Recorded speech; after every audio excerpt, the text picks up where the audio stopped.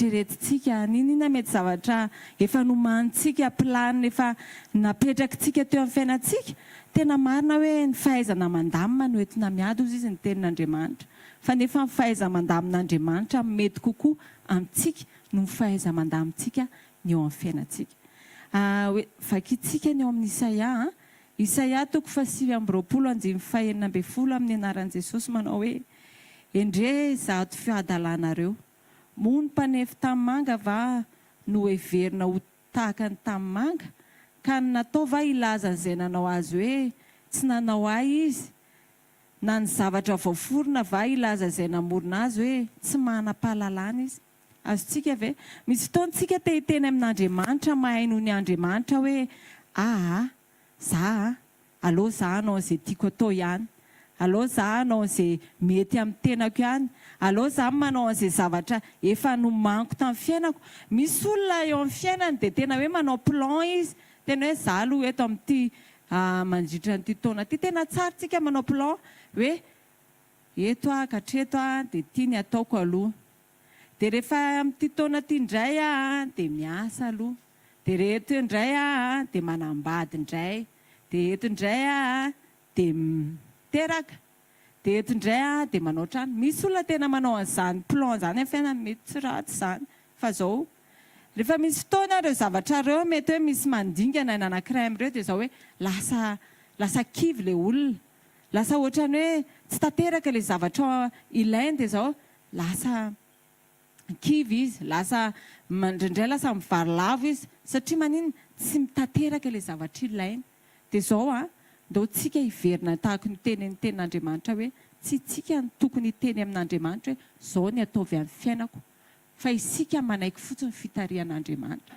indraindray misy zavatra tena tsy takatry ny saika fa ahoana miova tampaka ilay planko eny antsefatsefana eny satria hitan'Andriamanitra fa tsy mety amintsika iny dia hovain'Andriamanitra eny an-dalana eny ny zavatra ao anatin'ny saintsika satria izy mahita amin'ny farany hatramin'ny voalohany jerevy tsara ny fitondran'Andriamanitra ny zanak'Israely raha niala tao Egipta izy faly eny ange zanak'Israely afaka tany amin'ny fanandevozana tsy manao ilay asa mafy intsony anterivozina fa afaka dia nefitra ny zanak'Israely hoe vao mandeha zao izay tonga dia any amin'ilay tany nomanin'Andriamanitra ilay teneny hoe tondra ronono sy tantely nefa jerevana ilay izy vao niainga vao tafavoaka fotsiny dia inona ny andro tao aloha tao ranomasina mena dia misy fotoantsika tena ohatr'izany mihitsiny fiheverantsika ny fiainantsika indraindray ohatrany hoe tena tokony hirindra sy lamina satria Andriamanitra efa manafaka efa zanak'Andriamanitra zao efa tokony tsisy zavatra mampahory atsony eo amin'ny fiainako fa Andriamanitra efa mitarika ary efa miteny izy fa tsy maintsy fiainana mandrakizay tsy maintsy ho tsara ny eo aloha ao tsy maintsy lamina ny zavatra rehetra tsy maintsy misy fiadanana ao fa misy fotoana antsika mandraindray rehefa tonga fotoana anankiray dia hoe fa ahoana ary ity misy olona moa any anaty any tambajotra any dia misy manao publication ary zao ohatra mahita hoe arakaraky ny vavahana dia lasa be olana be misy manao an'izany mihitsy ny olona satria manino tsy mahafantatra ilay fihevitr'Andriamanitra ozy izy ny mpanompon'Andriamanitra hoe novolavolaina ela be ny zanak'Israely tao Egipta tao dia rehefa mivolavolaina misy fanompo-tsampo tao dia efa mbola kely izy niteraka tao dia volavolaina tao dia misy tsy maintsy misy tafiditra le zavatra nataon'le firenena tao dia tao anatiny tao dia hitan'Andriamanitra hoe tsy mety ny zavatra anankiray iny marina hoe tafavoaka ny zanak'Israely tamin'ny fanandevozana fa misy zavatra tsy tafavoaka tao anatin'ny zanak'Israely dia zao hoe fombafomba ny Egiptianina tao anatiny dia ozy izy Andriamanitra hoe aleo aloha volavolaina any amin'ny tany iay any amin'ny tany efitra ny zanak'Israely ka indraindray io tany efitra eritreretintsika hoe olana be amin'ny fiainantsika io dia hoe tena sarotra tsy fitiavan'Andriamanitra antsika fa zao misy zavatra anankiray tian'Andriamanitra tena sikirina hatramin'ny farany hoe tena miala iny mba hahafahanao andova ilay fiainana mandrakizay mba hahafahako ihany koa mandova ilay fiainana mandrakizay Andriamanitra tsy mba ratsy izany fitiavan'Andriamanitra aza eritreretina ho ratsy io zavatra amin'ny trango io fa ataovy ampisaorana fotsiny raha misy zavatra mety tsy takatritsika amin'ny saintsika maha-olombelona antsika ny zavatra mitrango amin'ny fiainantsika dia zao hoe tena trehan'Andriamanitra jejerevo ny tanam-pitiavan'Andriamanitra nitondra ny zanak'Israely tsy ratsy izany Andriamanitra, tsy mbo ratsy izany izy. Tsika indraindray misy fotoana tsy haiko tsika mamaky ny tenin'Andriamanitra tamin'ny taloha efa mbola tsy tena manana fiambonana tamin'Andriamanitra dia fa ahoana koa ary izany Andriamanitra ary ve tena rangaha be dia miaraka mikibay foana dia vao misy zavatra tsy mety kely ataoko izay tonga dia fa hikapoka anao izany no tena fiheveriko azy.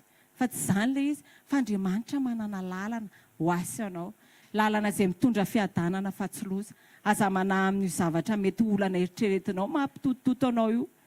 Satria izao ny ao amin'ny Romanina 7:14-7 manao hoe fahita fy Jesosy Kristy tompo ary aza miainy amin'ny nofo atateraka amin'ny filana. Misy fotoantsika te hiaby an'io nofontsika io te hoe mety io aza kitikitihana mazana aza kitikina fa eto aloha manaiky ahako fa eto amin'ity zavatra kely anankiray ity tsy ekeko kosa fa nefa iny mihitsy tian'Andriamanitra esorina ao anatintsika.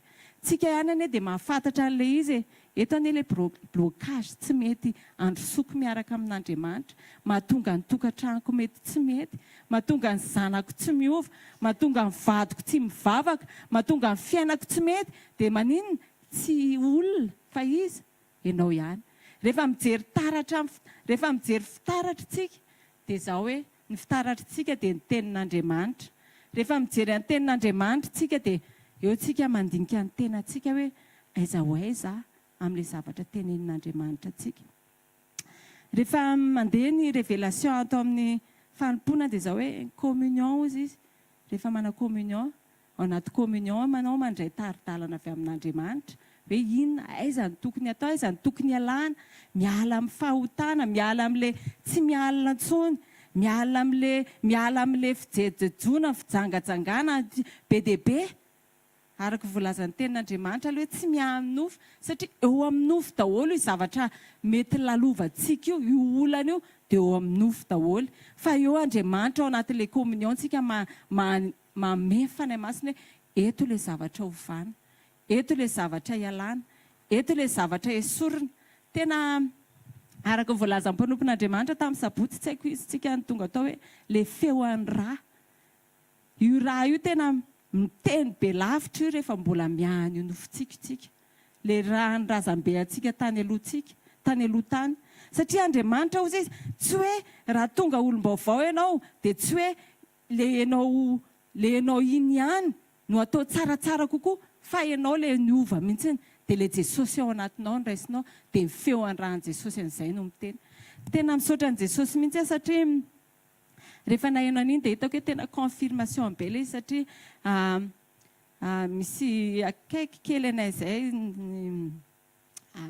zanako ilay izy dia somary ohatry ny mafanafana raha kely ilay zanako io dia rehefa mivavaka rehefa ohatry ny hoe rehefa misy somary fifandonana kely eo aminay izany dia ohatry ny malahelo ahako dia rehefa malahelo dia vavaka tena teneniko amintsika ray aman-dreny hoe allo tsika rehefa misy confrontation na amin'iza na amin'ny zanaka na amin'iza dia izao hoe teo tongotra Jesosy izany fa hain'i Jesosy izany izay ilay communion izay dia izao eo ianao mandray hoe izao ny zavatra tokony hoentinao am-bavaka na izao.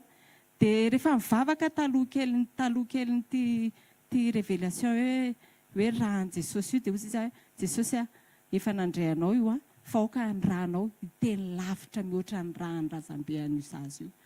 Dia tena hoe misaotra ny Jesosy mihitsy satria tena faly be hoe tena marina mihitsy hoe ny rahan'i Jesosy ny tokony teny lavitra ao anatintsika indrindra kristianina efa nandray an'i Jesosy tsika. Tena mafy io miady amin'io fiahinan'ny nofo io rehefa tsy manana ilay etaeta lalitsika hoe tena i Jesosy tokoa no ampandrosoko ho ampanjakako ao anatin'ny foko.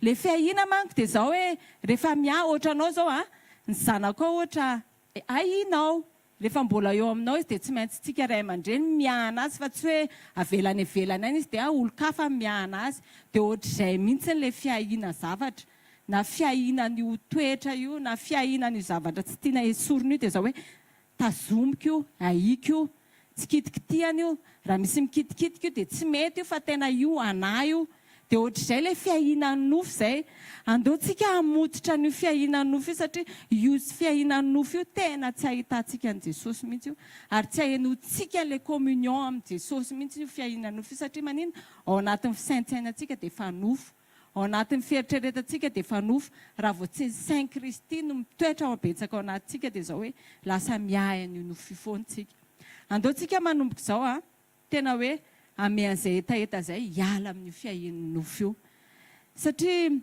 io nofo io ange miteny foana hoe ohatra raha misy zavatra tsy ampy eo an-tokantrano dia ahoana indray ny ampitso ahoana indray ny noaviko ahoana indray mametraka fanontaniana be dia be io nofo io rehefa tsy mitoetra marina ao amin'i Jesosy tsika andeontsika manomboka izao tena tsy ahian'io nofo io intsony tsy teny amin'Andriamanitra hoe aiza mpamorona inona ny nataonao ahoana ny zavatra ity fa izao andeontsika hametraka lanja fisian'i Jesosy ao anatintsika mba hitarika antsika mifanahy masina mba hahatonga ilay tena ilay union amin'Andriamanitra tsika ho iray aminy rehefa maty amin'io nofo io tsika rehefa tsy miahan'io nofo io intsony tsika fa mamototra n'io nofo io dia izao hoe afaka tonga amin'ilay fahantanterahana amin'izay tsika hoe miaraka voaombo amin'ny Kristy eo ambony hazo fijaliana tena mafy amin'ny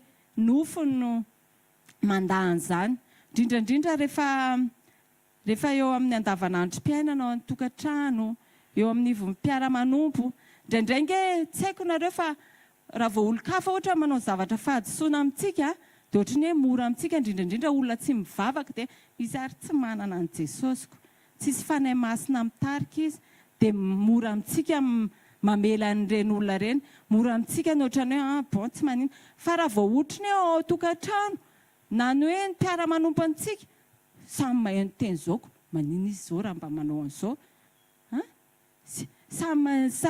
ray ihany ane ny teny hoaninao e samy vilia ray ihany ane fa maninona izy ohatrany hoe mametraka fanontaniana fa maninontsika tsy alohantsika tsy mihay an'izany nofo izany intsony tsy maninona izay zavatra mitranga rehetrarehetra andeontsika hisaotra an'i Jesosy fotsiny hoe ay misaotra Jesosy mety eritreretinao hoe amin'ny fiheveranao hoe tsy marina izany fa tsy maninona izay zavatra rehetrarehetra mitranga rehefa tena maty amin'ny nofotsika tsy mandre an'izany intsony tsika hozy izy ny mpanompon'Andriamanitra hoe rehefa maty ve ny olona dia rehefa tsongona dia mamaly tsisy olona maty izany dia nitsongona dia tonga dia mamaly tampoka efa nitsangana tamin'ny maty izy izany fa izao ny olona maty tsy mamaly izany ninona mety na hopaina izy na teneninao tsara izy na fitiavana ny teneninao na hoe menao tamaina izy na tontolo na atsipinao ery ary izy efa tsy fantany intsony satria manina efa maty izy ka noho izany tsika izay ny tediavin'i Jesosy atsika eny an-dalana tsika mianatra tsika tsirairay avy tsy vitantsika izany raha ohatra hoe tsy manana etaeta aloha voalohany indrindra etaeta mba tena hoe hanana an'izany firaisana amin'i Jesosy izany mba ho iray amin'i Jesosy izany satria ny ao amin'ny communion izy ny mpanompon'Andriamanitra dia fianarantsika miala amin'ny ota fa ao amin'ny union tsika tena tsy manota intsony nefa izay ny tena tian'Andriamanitra ny olona tsy manota intsony dia olona tena efa maty amin'ny nofo tahaka an'i Jesosy ny ao anaty mivelona fa izy efa voaombo miaraka amin'i Jesosy mino fa nandray zavatra tsika teto nandray zavatra tsika ny amin'izay fa fizarana kely izay dia andeontsika hivavaka mba tena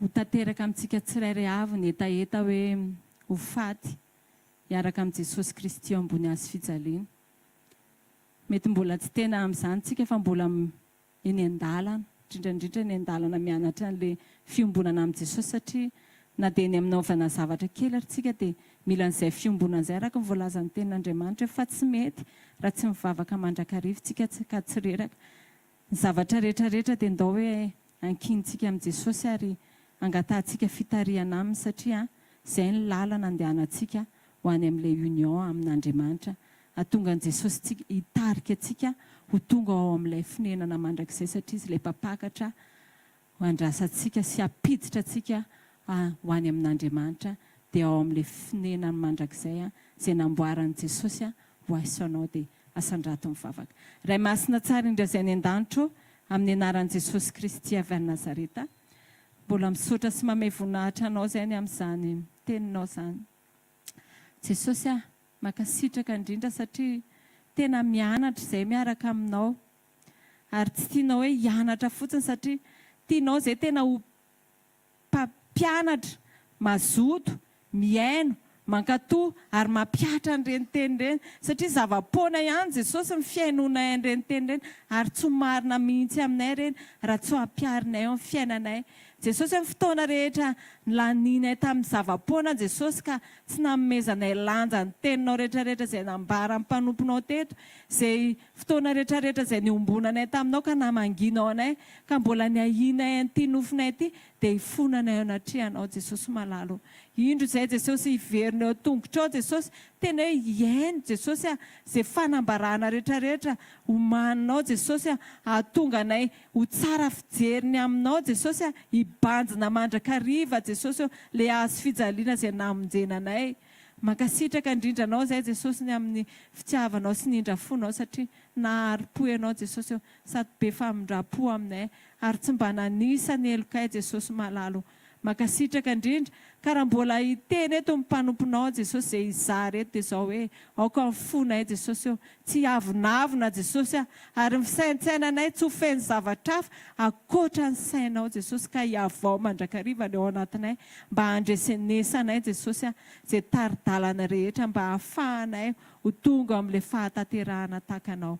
Mankasitraka indrindra raha eo amin'ny anaran'i Jesosy Kristy avy any Nazareta nanaovana an'izany vavaka izany. Alléluia. Amen. Ndao tsika hitehaka mafy andraisantsika ny tenin'Andriamanitra toy. Alléluia. Miarabantsika rehetra amin'ny anaran'i Jesosy indray amin'ity maraina ity sekoly famahana olana. Matoa Jesosy manome antsika n'izany hoe sekoly famahana olana dia misy vahaolana voahomana zany. Amen.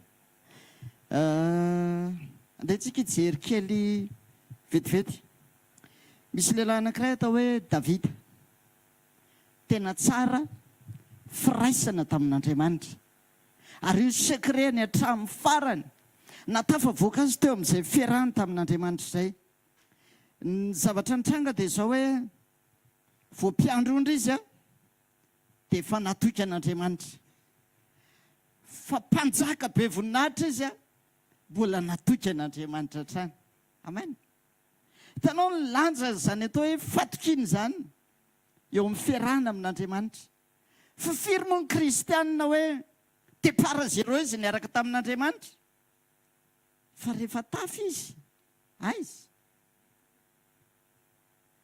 Izany ny problème an'Andriamanitra ary mahatonga an' Jesosy mitarika antsika hoe solution antsika tokana tsy maintsy ny firaisana sy fiombonana amin'ny Jesosy ihany. Ary olona mahatoky tahaka izany ny tetiavin'Andriamanitra. Olona azo antoka fa tsy vadika ninon'inona mitranga ninon'inona miseho. Azo antoka ve mety hisy olona anankiray eto nahitany Jesosy ianao mety mpamafa fiangonana. Fa rehefa nitahian'Andriamanitra be ianao ve mbola mpamafa fiangonana? Sa ozy izy ianao vola misy fa aloha manan-karama. Le toe-po fatokisana mihitsy ny andrasan'Andriamanitra sy tediaviny amintsika. Mba ho hitan'Andriamanitra hoe ianao hatramin'ny farany olona tsy miova izany. Amen. Salamo 7:20 dia miresaka tahaka izao Davida andininy voalohany. Nataony Davida, Jehovah ny fahazavako sy famonjena, iza no atahorako. Jehovah ny fiarovana mafy ho an'ny aiko, iza no angovitako. Raha manatona hinana ny nofoko ny ratsy fanahy izay fahavaloko sy rafilahiko, dia izy ihany ny tafitohana ka lavo. Na dia misy antokony mitoby hiady amiko azy, tsy atahotra ny foko. Na dia misy ady miatra amiko azy, dia atoky ihany aho. Zavatra iray aloha no nangatahako tamin'i Jehovah, izany no tediaviko dia nitoetra ao an-tranon'i Jehovah amin'ny andro rehetra iainako. Amen. Hitanao ny zavatra resahan'i Davida eto izao. Izay mihitsy ilay izy hoe aza misaina sy mieritreritra hoe amin'ny fotoana andraisanao fanapa-kevitra n'olo tena naraka an' Jesosy dia milamina ny zavatra rehetra. Aza mieritreritra izany fa zao ny tsarovy. Hozy izy Davida. Zao hozy izy tena Jehovah ny fahazavako sy famonjena tsisy zavatra atahorako izany.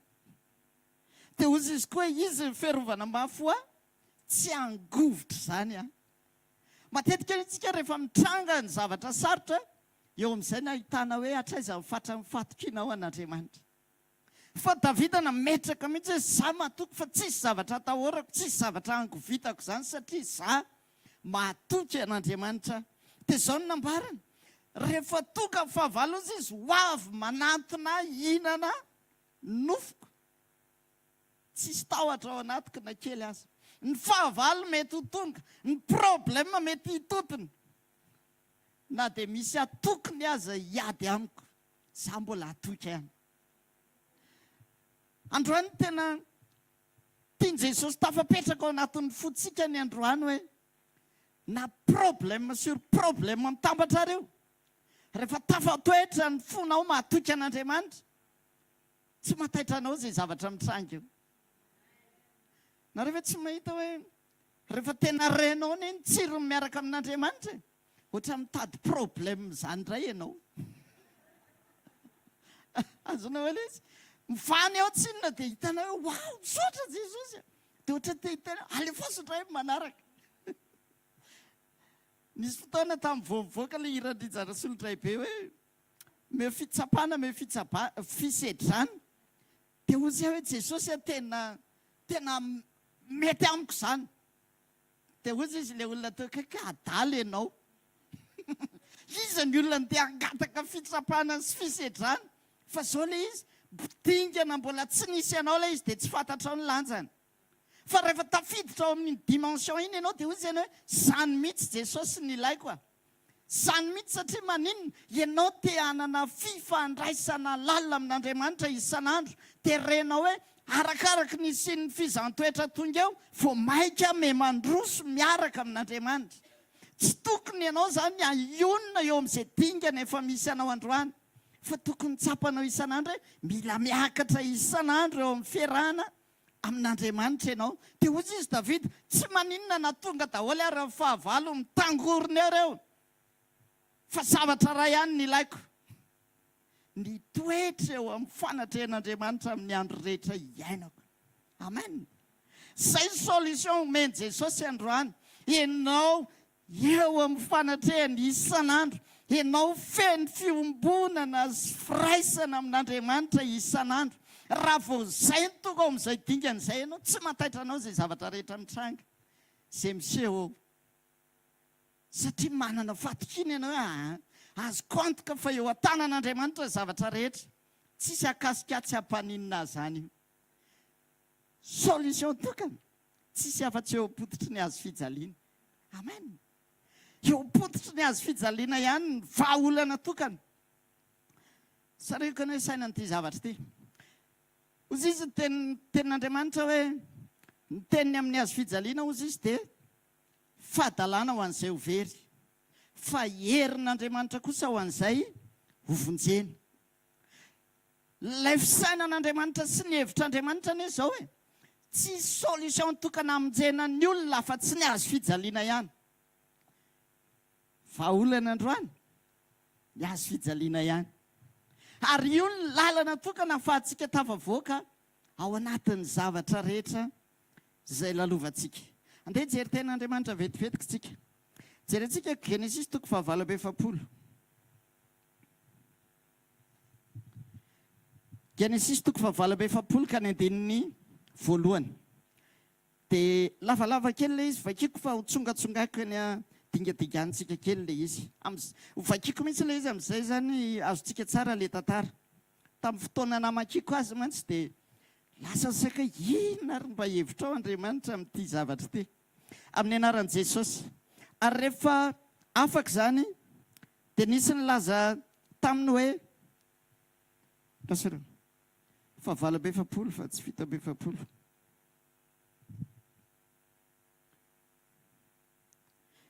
ary rehefa afaka izany dia nisy ny laza tamin'i josefa hoe indro marary ny rainao dia nentiny niaraka tamin'ny manase sy efraima zana amin'ny rahalahy ary nisy ny laza tamin'i jakoba ka nanao hoe indro josefa zanakao tamy hoe ty aminao dia nanantanjateny israely ka niarina teo ambonin'ny farafara ary hoy jakoba tamin'i josefa andriamanitra tsy toy efa niseho tamiko tany lozy any amin'ny tany kanana ary ny tahaka nanao tamiko hoe indro izao maro ny taranakao dia ampitombo anao sy anao anao firenena maro dia omeko ny taranakao mandimby anao ity tany ity holovany mandrakizay ary ankehitriny ny zanako amin'ny rahalahy zay efa naterakao tany amin'ny tany Egipta fony tsy mbola tonga taty aminao eto Egipta aho dia ho ahy ireo eny Efraima sy Manase dia ho ahy tahaka ny Robena sy Simeona dia tikantsika vetrany le izy ny andininy fahavalo ary rehefa hitan'ny Israely ny zanako Josefa dia hoy izy iza moa ireo ary hoy Josefa tamin'ndrainy zanako ireto izay nomen'Andriamanitra taty ary hoy izy masiny ianao ento amiko izy dia ho tsofoka rano ary rehefa pahana amin'ny mason'ny Israely noho ny fanterana ka tsy nahita izy dia nentin'i Josefa nanantona azy izy mirahalahy ary Israely nanoroka sy namiana azy dia hoy Israely tamin'i Josefa tsy nanam-pozay hita nitavanao intsony aho kanjo indro Andriamanitra efa napahita ny zanako ao koa azy dia dingantsika indray ny andininy 17 dia nitantanan'i Josefa izy mirahalahy Efraima tamin'ny ankavanany eo amin'ny ankavian'ny Israely ary Manase tamin'ny ankaviany eo amin'ny ankavanany Israely ka netiny nanantona azy dia nahitsy Israely ny tanany ankavanana ka napetrany tamin'ny lohan'ny Efraima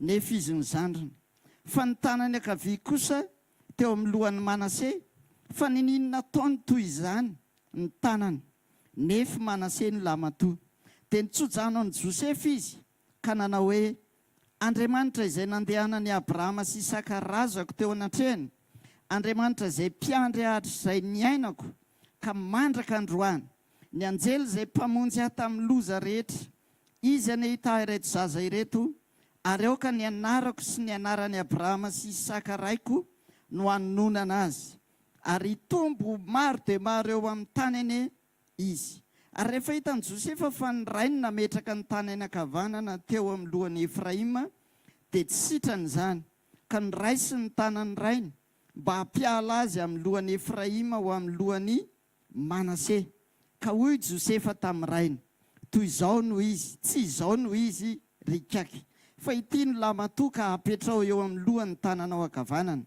fa tsy netiny rainy fa nanao hoe fantatro ihany anaka fantatro ihany izy koa ho tonga firenena ary izy koa ho lehibe kanefa ny zandriny ho lehibe noho izy ary ny taranany ho firenena maro amen aleo ohatra eo ihany fitiniko vetivety rehefa tonga tany Egipta ny Israely ray manontolo tamin'ny fotoan'androny rehefa nasandratr'Andriamanitra Josefa dia ny voasoratra dia hoe olona 70 ny zanak'Israely ny tonga tany Egipta izay zany ny fireneny Israely fa haitsika ny tantara hoe rehefa mivoaka tany izy dia firy nisandry zareo eninetsy 600,000 ny lehilahy fotsiny dia raha compte tsotra zany miaraka amin'ny zazamambehivavy eo amin'ny 3 millions euro zareo ny ala tany tsy hidirantsika lalina izay zao le tantara rehefa tonga amin'izay Josefa rehefa tonga Jakoba teo amin'ny tany Egipta dia zao ny zavatra nitranga nitsodrano an'ny zanako Josefa izy ny lozika zany dia zao tokony hoe Josefa no nitsofin'ny rano fa tsy nitsodrano an'i Josefa izy fa ny zanany anankiroa no nitsofin'ny rano haitsika hoe raha ny fireneny Israely dia 12 nisany 12 rahalahy zareo fa ny ampy an'ireto zanako Josefa reto ozy izy Jakoba hoe ny zanakao anankiroa reto dia ho zanako dia ho tahaka ny Robena sy ry Joda sy ny tariny izy dia lasa telo amby folo zany ny fireneny Israely. Dia ny zavatra nitranga nitsodrano amin'izay izy teto. Rehefa tonga izy tamin'ilay fotoana hitsodrano azy, dia hozy izy hoe iza moa reto? Dia hozy izy Josefa hoe ireo zanako, ireo Manase sy Efraim. Ny zavatra nitranga zao, tamin'ny fotoana rehefa vita ny adiny Josefa, efa nasandratra Andriamanitra izy a, dia niteraka n'izy roa lahy izy dia zao, teraka Manase izy, dia ny anarany nataony hoe Manase. Dia inona ny tiany ambara tao anatin'ilay izy? Hozy izy hoe Andriamanitra efa nampanadino any fahoriako rehetra. Zany hoe nanomboka teo zany nanana Josefa fahatsapana efa lasa ny fiainana taloha rehetra ny fahoriana ny ainako. Dia niteraka fandroana izy izy Efraim. Dia ny anarany nataony Efraim zany hoe ny dikany. Dia hoe Andriamanitra efa nampahamaro aho, zany hoe nitaha. Nanomboka periody vaovao Andriamanitra teo amin'ny fiainany tamin'ny fotoana ny terahana Manase. Dia hozy izy hoe terahana ny Efraim. Dia hozy izy Josefa hoe manomboka eto amin'izay ny ainako zava-baovao miaraka amin'Andriamanitra. Tonga amin'izay ny fotoana hitsodrany. Dia jerena tsara ilay izy. Nandeha hozy izy Josefa dia nitantana ny zanany anankiroa, satria nanao fasy izy sy Jakoba. Dia ny gaosiny Josefa zany avy any amin'ny droitiny Jakoba. Ny droitiny Josefa avy any amin'ny gaosiny Jakoba. Netiny amin'izay ny tantanany izy roa lahy, satria Josefa zany mieritreritra hoe ito ny zokiny a dia ty zany ny tokony handray ny tsodrany ny anjarandroa. Zay izy amin'ny lalàn'ny Israely. Ny zokiny mandray ny tsodrany. Dia netiny dia ny tantanany teo rehefa tonga teo. Dia inona ny zavatra nitranga? Hozy izy tenin'Andriamanitra, jamba hozy izy efa pahana amin'ny mason'ny Israely dia tsy nahita izy. Dia tsy hainy ny manavaka hoe ty zokiny ty ny zandriny. Dia rehefa ny tantanany hozy izy tonga teo, dia inona ny zavatra nitranga? Tonga teo hozy izy dia ny famadika ny tanany Jakoba. Dia nataony croisé ny tanany. Dia au lieu dia tato amin'ilay anankiray ny tanany ankavanana, dia navadiny tatsy amin'ny ilany, dia navadiny tato amin'ny ilany koa ny anankiray, dia nataony croisé ny tanany. Dia hozy Josefa hoe orikaka, tsy mety anie izao ataonao izao hoe. Tsy izao ny izy dia mibatainy ny tanany dia saika ho afindrany. Hoe ity zokiny dia ity zandriny. Dia hozy izy Jakoba hoe izao mihitsy ny izy ka. Hitanareo? Mifamadika ilay tsodrany.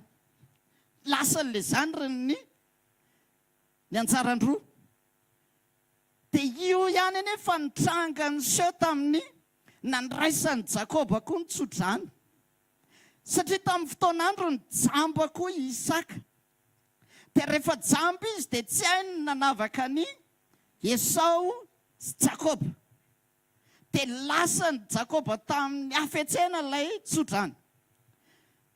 Ny croisé koa ilay izy. Famadika. Fa raha tena mandinika amin'izay tsika dia hoe namaky an'ity teny ty tamin'ny herinandro dia hoe maninona ary zany ny tantaraina ato anaty Baiboly? Inona zany mba tantara hoe mba sendra nandalo ve dia mahafinaritra ve hoe ohatr'izao nefa ny angandry zareo dia ohatr'izao ny zavatra nitranga. Fa misy heviny ao amin'ny ara-panahy ilay izy. Tadidio fa zao a, izay zavatra resahana rehetra ao anaty Baiboly dia hozy izy pasteur zao zay hoe tokony hatarafanao mireflete an'i Jesosy. Tokony hatazananao an'i Jesosy.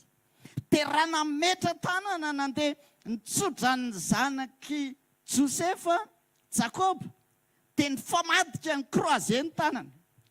Raha croisé zany reto inona ny dikany? Croix. Croix. Avy ao amin'ny lacroix, hazo fijaliana. Tandindony ny hazo fijaliana. Ilay tanany Jakoba ny famadika, ny tanany Isaka ny famadika tamin'izy mirahalahy koa. Tandindony ny hazo fijaliana dia inona no tiany ambara ao anatin'ilay izy? Izao ilay izy. Hozy izy Josefa hoe tsy izy ho azy zao fa zao ny izy. Ohatra mahita tsika zany ary rehefa manoloana zavatra anankiray hatrehany eo amin'ny fiainana. Ohatra teny amin'i Jesosy zany hoe tsy izany ho Jesosy mifanaovana azy fa izao. Raha amin'ny lôjika n'olombelona dia hozy izy ianao hoe rehefa tia ny problème dia tia ny solution. Raha problème matériel dia matériel ihany ny solution an'io. Ohatra tiantsika ho taritana izany Andriamanitra dirizeny. Tsy Andriamanitra izy raha ianao midirize azy. Ohatra te hitantana an'Andriamanitra izany tsika hibaiko azy hoe tsy izany ny fanaovana azy fa ohatran'izao. Dia ozy izy Jakoba hatramin'ny farany hoe sao mihitsy ny tena izy. Oza teo ny teniny amin'ny azo fijaliana dia fahadalana ho an'ny very. Andriamanitra ne raha ny saina hatrany am-boalohany dia jerenareo fa jereny ny tantaran'ny Baiboly iray manontolo hoe mitady ny fomba hirécupérena hamonjena ny olona Andriamanitra. Mitady ny fomba rehetra. Dia jereo ny fomba nataon'Andriamanitra. Naniraka hozy izy olo-masina be dia be. Naniraka mpaminany be dia be teto ambonin'ny tany. Nampiasa hery sy fahefana zava-mahagaga Andriamanitra mba ho famonjena ny olona. Fa tsisy naompy izany. Jereny eny nampiasan'Andriamanitra fotsiny ohatra hoe Mosesy zao nampiasain'Andriamanitra. Tonga dia rehefa tonga dia mampisaraka ranomasina. Ho famonjena ny olona. Tonga rely dia mandatsaka afo avy any an-danitra. Ohatran'ny pirofo hoe velona Andriamanitra miaraka mamonjy azy. Fa zany tsy nahavita namonjy izao tontolo izao. Nampiasain'Andriamanitra ny olo-masina rehetrarehetra fa tsy tonga tao amin'ny dinga ny famonjena izy. Fa lala tokana ihany ny famonjena. Tsy maintsy azo fijaliana. Izy reto ny olona eto ambony tany ka raha androany any tany an'izay ray aman-dreny tonga eto. Mila famonjena Madagasikara. Zanak'iza ndao atao sorona.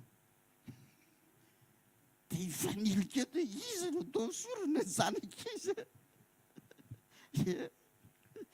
Tsisy hafa amin'ilay hitanareo le hoe mosary tao Samaria. Dia rehefa mosary tao Samaria dia miresaka koa ny olona tsisy hohanina fa ho vatsika fa andao aloha zanaka ao no hohanitsika voalohany. Le kely le mahafatifaty kely le vavy kely. Dia rehefa rapitso ny anay indray no hohanina. Tsisy olona anaiky an'izany. Fa ohatr'izany nefa Andriamanitra. Tsy maintsy Jesosy ny nalefa.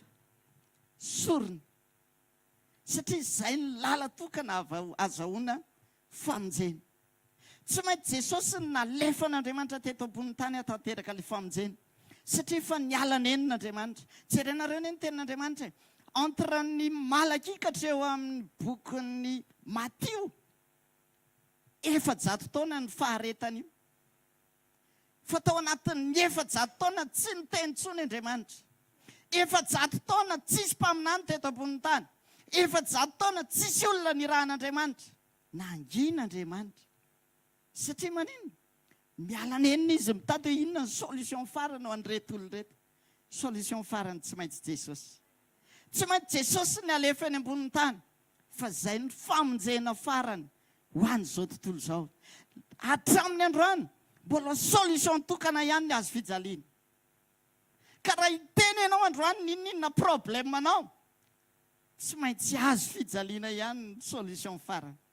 Na inona zavatra lalovanao dia izay ihany ny solution farany. Hozy izy ny teny Josefa hoe tsy izy ho azo orikaky. Dia hozy izy Jakoba hoe zao mihitsy ho an'ny izy fa azo fijaliana ny izy. Tandindo ny fehevian'i Kristy. Dia tsy maintsy izay ny lala tokana azahoany izao tontolo izao famonjena. Ka na inona ho teneninao, izaho miteny aminao fa lala tokana tsy azo hitovirana, tsy maintsy ny azo fijaliana ihany. Eo ihany no ahafahantsika mandray famonjena. Eo ny ahafahantsika mahita manovo ny fahatsarana rehetra ao amin'Andriamanitra. Josefa ny resaka dia hozy izy Josefa hoe tena teo amin'ny fiainako izy izy rehefa niteraka izy amin'ny Manase dia hozy izy hoe efa nadiny daholo ny fahoriako tamin'ny fiainako rehetra. Dia niteraka ny Efraima indray izy dia hozy izy hoe Andriamanitra efa nampahavoakatra nitiny Josefa atokavana. Dia izao teo amin'ilay fararahako fa natonga ho voavonjy miainga ao amin'ny Manase ilay atao hoe nanadinoko ny lasa rehetra eo ny tokony andraisako tsodrany fa ozy izy Andriamanitra hoe tsy any fa tsy maintsy eo amin'ny fahavokarana ny fitombony ny zavatra rehetra fahatsarana raisinao tsy maintsy miainga eo amin'ny lakroa. Amen. Tsy maintsy eo amin'ny Jesosy ny loharano sy fototra andraisantsika izay famonjeny izay. Za te hizara amintsika androany. Verena eo apototry ny hazo fijaliana. Amen. Verena eo apototry ny hazo fijaliana. Fa eo ihany. Eo na fahatsika manovo ny fahatsaran'Andriamanitra rehetra. Eo ny ahafahantsika manovo na inona famonjena teneninao. Mba saininao ane zao hoe.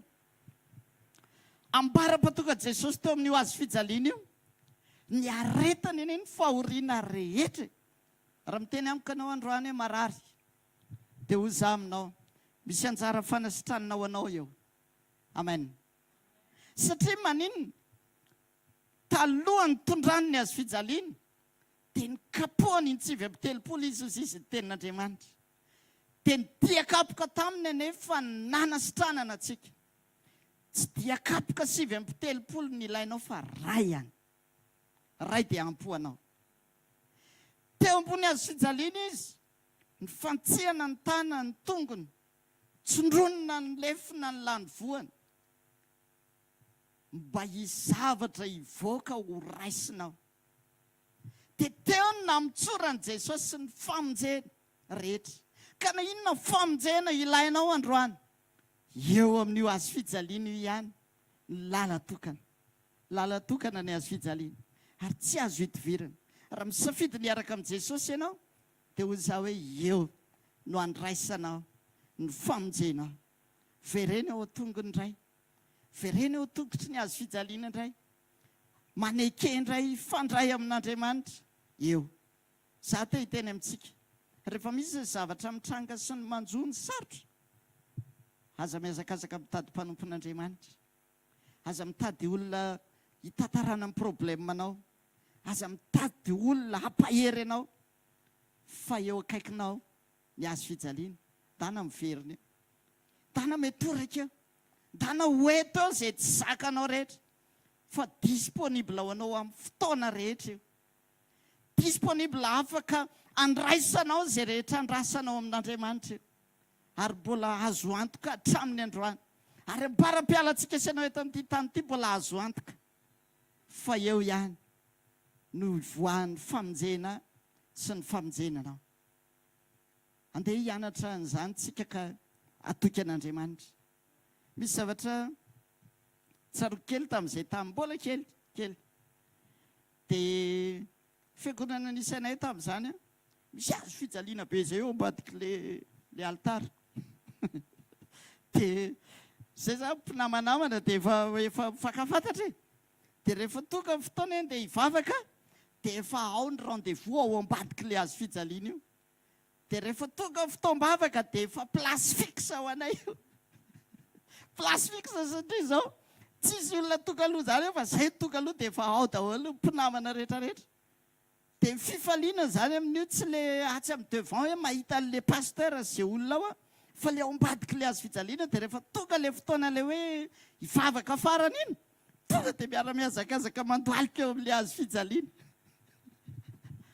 Dia tsaroko ilay izy hoe Jesosy tena misy zavatra tianao hitarihana indray hiverina ao amin'ilay fototra ny aingana. Metoraka eo amin'ny hazo fijaliana. Ka amin'ny fotoana rehetra ry havana, za te hiteny amintsika hoe ataovy sarobidy amintsika ny fakahita amin'Andriamanitra isan'andro eo pototry ny hazo fijaliana. Fa eo no hanovozantsika ny fahatsarana rehetra. Satria efa nomanin'Andriamanitra meloa zany. Ary ozy za teo hoe solution tokana hitan'Andriamanitra tsy maintsy Jesosy ny nampidinina. Ary tsy maintsy nomboana tamin'ny hazo fijaliana izy. Satria sitrak'Andriamanitra ho vonjeny. Zasy ianao. Mba azonao an-tsaina ve? Zasy ianao reny raha ny tena izy tsy olona tsy tao anaty programa. Tsy tao anaty programa. Satria maninona? Raha mijiosy zany dia jiosy ihany ny tokony handray famonjena. Fa ny olona hafa rehetra tsisy mahazo mandray famonjena. nefa ozy izy voalaza ten'andriamanitra tenen'ny petera hoe petera voalohany toko faharoany andininy fasivy dia ozy izy hoe ianareo ozy izy dia fanjaka mpisorona olona nalain'andriamanitra ho an'ny tenany mba ilazana reny atsaran'ilay ny antso anareo ny ala tamin'ny maizina ho amin'ny mazava dia olona ozy izy ianareo izay tsy firenena akory fahiny tsy tao anaty planin'andriamanitra fa noho ny amin'ny azo fijaliana dia voavonjy zasy ianao alleloia dia ozy izy nytoy ny nambaran'ny paoly apôstôly dia zao nataon'ny paoly apôstôly ianareo ny olona tsy sampany akory tsy sampany akory nareo izy izy taloha fa nesorona le sampany teo izy izy dia nasosiky nareo natao grefy alleloia natao grefy nareo izy izy dia nasosoka teo tsy avy aminareo zany fa fahasoavana tadidio fa zao ozy hoe tsy tao anaty planin'andriamanitra tsika senao raha ny tena marina fa noho ny amin'ny azo fijaliana dia afaka ny nasosika ianao andray famonjeny amen lehibe ny fitiavan'andriamanitra atsika dia mbasaininao fa jesosy ny antona teo calvary tamin'ny 2026 ans passé dia ianao aty amin'ny Madagasikara ny nandray famonjena androany alleloia satria nekeny jesosy hoe mba ny olona rehetra andray zany famonjeny zany ho azon'ny voninahitra mandrakizay raiso dia araroty fa tombony lehibe ho anao ny manana an' jesosy manana ny azo fijaliana isan'andro dia hoy zaho hoe raha sendra tonga ny sarotra da nametoraka eo amin'ny azo fijaliana dia hoeteo zay mavesatra aminao vavaka tsika raha eo misaotra amin'ny anaran'i jesosy makasitraka ny amin'ity fotoana androany ty misaotra ny amin'ny teninao misaotra mampatsiaro anay ny fitiavanao Andriamanitra misaotra mampatsiaro anay fa sarobidy tokoa ny famonjena vitanao sarobidy izay ny aretanao Andriamanitra ho anay sarobidy nanoloranao ny tenanao ary raha amin'ny olona ho very ny teninao dia fahadalana zany fahadalana tokoa satria hoy ny nambaran'ny tenin'Andriamanitra hoe raha mba nafantatra ny andrinany zao tontolo zao dia tsy nombohany tamin'ny azo fijaliany Kristy misaotra Jesosy fa voavonjy zahay misaotra Jesosy fa nandray zany famonjeny zany zahay ary mandraka androany mbola azo antoka fa mbola misy famonjena vonona ho anay indray ao aminao Andriamanitra misaotra ny amin'ny fitiavanao misaotra ny amin'ny fiheveranao anay isan'andro misaotra ny amin'ny fahapatsahivana satria indraindray zay manadino ny famonjena nataonao ary zay ka mahatonga anao miteny rehefa tonga ny fotoam-pandraisana dia ozy izy ianao hoe narovininareo mihinana sy misotro mba tsarovy aho tsy azo adonona mandrakizay ny famonjena vitanao Andriamanitra tsy azo adonona mandrakizay zay ny aretanao ho famonjenanay rehetra izay manatona amin'ity fotoana androany ity miaika eto anatrehanao Jesosy tena misaotra tamin'izay vitanao misaotra tamin'izay rehetra nataonao ary misaotra mandraka androany fa voavonjy izay androany todika izay mibanjina anao Jesosy ninona zavatra mety mitranga sy miseho hoeto izay fantoka aminao hoento izay fantoka fa ao aminao ihany ny lala tokana eo apototry ny azo fijaliana ny lala tokana azahoana famonjeny misaotra ny amin'ny fitiavanao Andriamanitra dia era sy laza tolotra ho anao mandrakizay amin'ny anaran'i Jesosy amen ta i Jesosy tsika rehetra dao anao fanatitra ho an'Andriamanitra ary tsika akasitraka Jesosy amin'ny fanatitra indray tsika amin'ity androandroany ity anomezantsika voninahitra azy misaotra ny tompony amin'ny toerana alleloia mbola omen'Andriamanitra ny toerana ahafahantsika mbola miaona dia mifandray tahaka izao ary isaorana an' Jesosy koa ny amin'ny teniny tsy tapaka ny fotoana misy foana dia tena isaorana an' Jesosy hoe rehefa reraka tokoa moa tsika ho aiza ny tonatonany fa dia tena hoe misaotra Jesosy mbola omenina opportunité afatsika mandray a dia manovy dia mitombo miaraka amin'Andriamanitra dia teny isaorana ny tompo dia aza tonoana rapitsotray fotoanantsika mbola miaraka etotray tsika ao anatin'ny sekoly rapitso amin'ny fampahery hatranytsika eto amin'ity toerany ity manovy izay rehetra omen'Andriamanitra ho azy ho anao isan'andro dia tahiny Jesosy dia mitombo mandrakariva mazotoa mitombo miaraka amin'Andriamanitra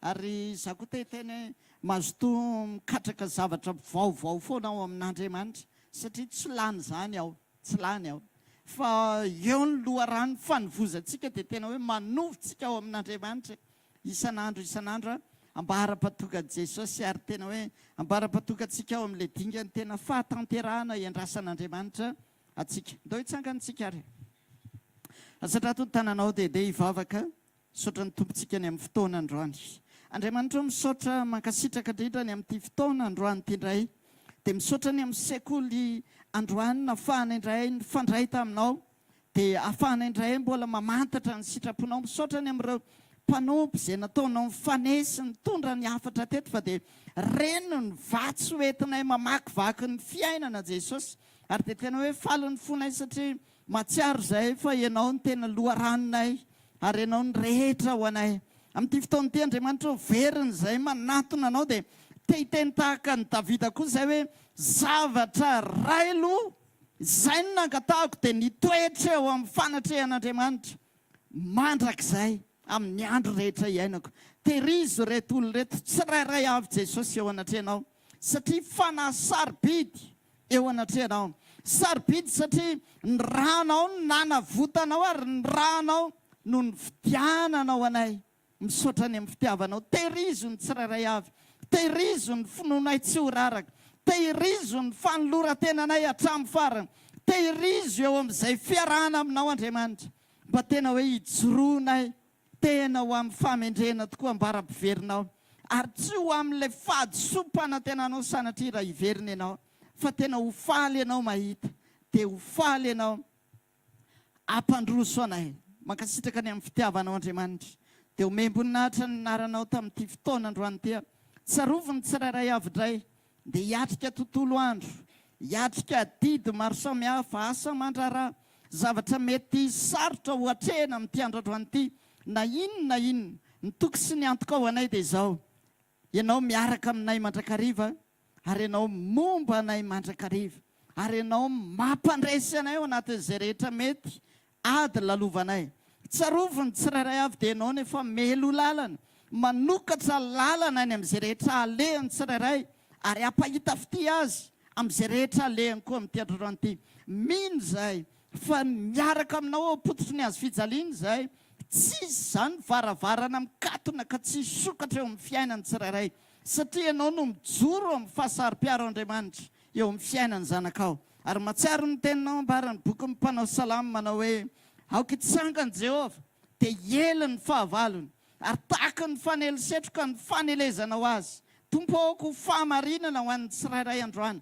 ka naiza toerana hijoroan'ny tsirairay andehanany androany izay hijoroany dia hiparitaka sy ela ny fahavalo satria ianao no mijoro miaraka aminay makasitraka indrindra ny amin'ny fitiavanao Andriamanitra ary misaotra ny amin'ny fanatrehanao tamin'ity andro androany ity voninahitra tolotra ho anao rery mandrakizay tsofina rano mba fahasoavan'Andriamanitra ianao mandehana fa izay niteneniny Jesosy rehetra taminao dia izay ny marina ho anao ary tsofina rano ahita ny fanatrehan'Andriamanitra isan'andro ianao dia fanatrehan'Andriamanitra hitondranao ho any amin'ny programany sy amin'izay tena tia ny tantanana sy hitondrana ny fiainanao tsofina rano ahita fity amin'izay rehetra lehanao ary ho feny tokoa araka ny nambaran'i Davida hoe fahasoavana sy famindram-pona anaraka amin'ny andro rehetra iainako mankasitraka ray aminaran'i Jesosy hitanao ny Jehovah ka hiaro anao ampamirapiratra ny tavany aminao izy dia amindra fo aminao anandratra ny tavany aminao izy dia ampandehanao amin'ny fiadanana amin'ny anarany ray sy zanaka amin'ny fanamasina amen tahiny Jesosy mahireza tompo klasy tompoko vavy zarao fahasoavan'Andriamanitra nato izao fahasoavan'Andriamanitra nato izao anareo amen tahiny Jesosy